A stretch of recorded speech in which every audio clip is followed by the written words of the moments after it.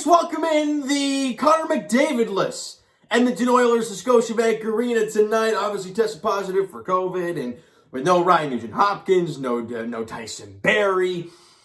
This was a game that the Leafs more or less had to win.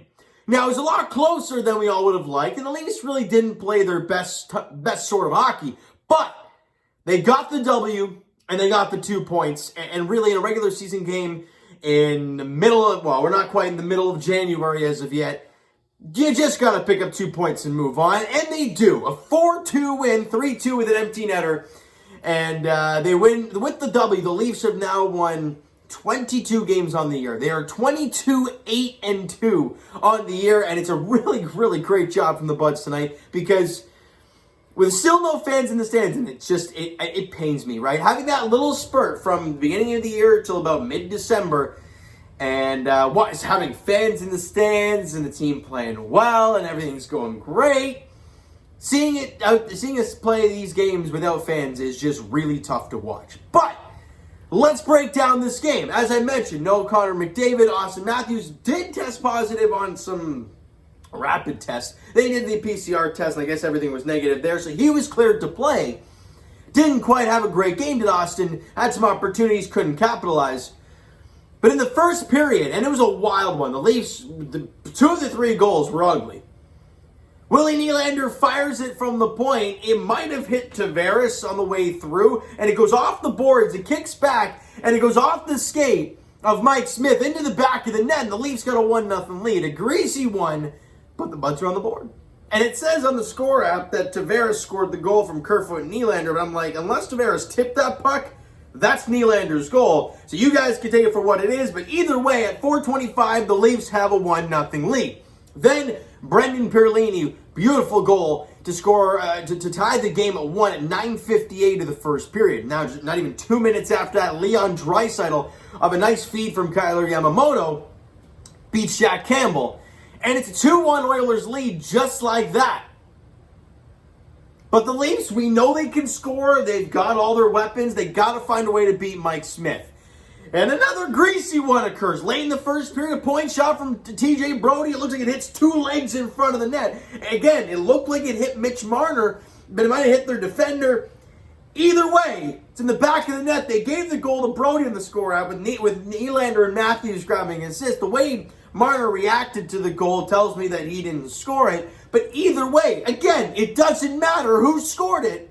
The Leafs have tied the game at 2 at 19:38 of the first period. We go into this, and the shots on goal were 15-9 in favor of the Leafs in the period, as you would expect in a game where they don't have some key guys in the line. I mean, you know Leon Draisaitl is going to have to do everything for that squad. Obviously, Perlini scored a goal. That's new. But Draisaitl scored the second one, of course. And you need him to score more, bottom line. And in the second period, shots on goal were 8-7 in favor of Edmonton, but no team scored. And we go to the third period, and it's still a 2-2 game.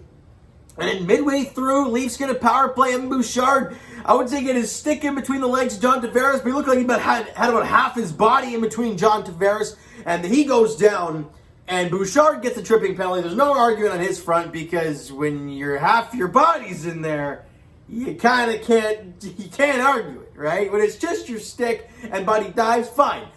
But it was blatantly obvious. Leafs get a power play, and to this point, they were 0-for-1 on the man advantage. I believe they scored in 7 consecutive games on the power play, so you need to score here to keep that streak alive. And Ilya Mikheyev, I mean, he gets the puck in the top of the slot. That's a tough shot, right, for an Ilya Mikheyev, for a left-handed shot.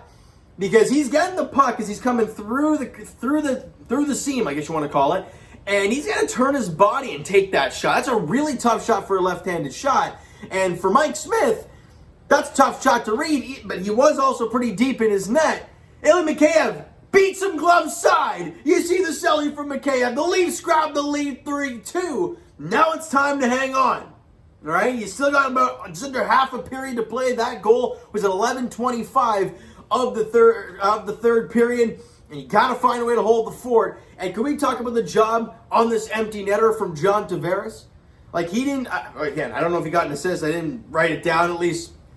But The pressure he put on Leon Draisaitl when he got the puck back at the point, incredible, because that led to the turnover, and Alex Kerfoot kind of floating the puck up the neutral zone, looking to just get the puck out.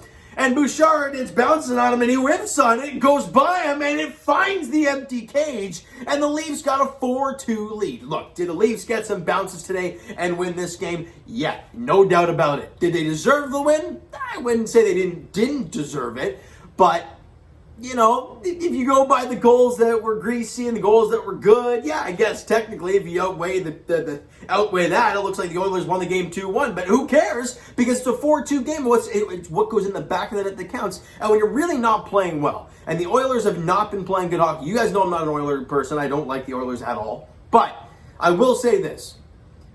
When your team is not playing well and you're losing a lot of games like today, for the Toronto Maple Leafs, they happen, right? And that's when you're pulling your hair out. Remember in the start of the season when the Leafs were like 0-3-1 stretch and we're sitting here like, what the heck's up with this team?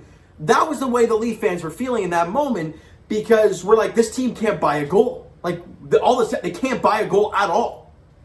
And now the Leafs have scored 3 straight, 3 goals in a game in like 13 or 14 straight. Like they're finding their way to score. The Oilers will turn things around at one point, but it's just a matter of when. They're now 18-14. They're hanging on to a wild card spot. Like it's getting tight for the Baltimore Orioles. The Edmonton Oilers. But hey, for the Leafs, you pick up the 2 points. Doesn't matter. Key players in the game. Alex Kerfoot had a goal and an assist. Nylander with 2 apples in the game, even though he might have a goal there on that first one of the game. Either way, the boys get it done. Jack Campbell, he was great. 2 goals on 30 shots. Didn't grab the soup can because he didn't steal the show per se. But 2 goals on 30 shots. Excuse me. Jack Campbell, fantastic in this game. Special teams wise, Edmonton the 1 power play. Leafs killed that off. Obviously with no Tyson Barrie, no Connor McDavid, no Ryan Nugent-Hopkins. That's the majority of their power play.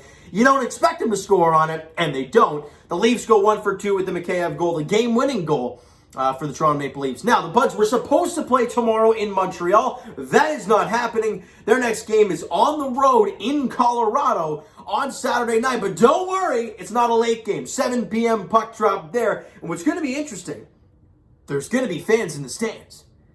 So it's going to be quite weird for the Leafs. They haven't played with fans in the stands in about a month.